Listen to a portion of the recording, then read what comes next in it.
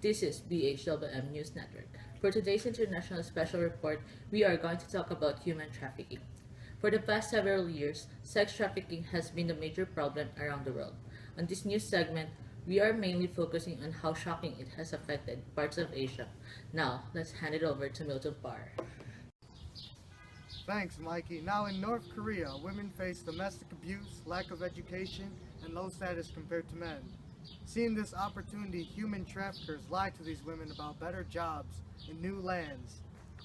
These lands include Japan, but they're mostly in China. The dark truth is, North Korean women are sent to China to work in brothels. Escape is difficult for these women as they're heavily guarded, and then they face a language barrier. They cannot speak in Chinese. These women who do not escape face the rest of their lives serving clients.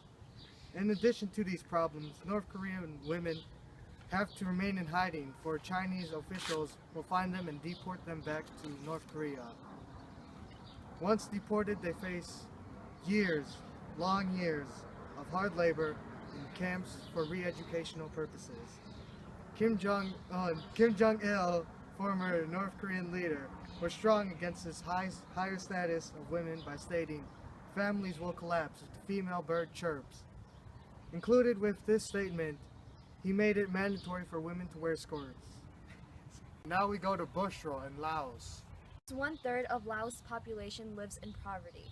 Many girls are desperate to earn money. This made them We'll talk about what's also happening in the southeast part of Asia, where the bustling country of Vietnam, home of 88.77 billion people or so, has also started to become the home of sexual and labor exploitation.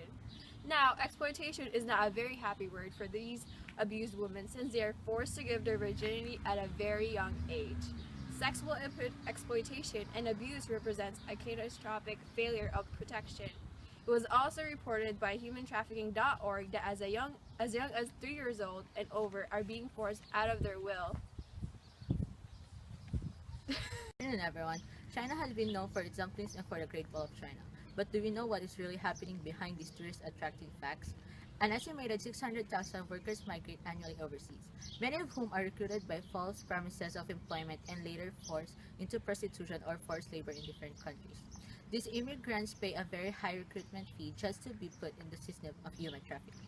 According to the Ministry of Public Society, people who are being trafficked had increased from 236 million in 2012 to about 50 to 60% this year, and women in ages 16 to 25 years old are the main targets.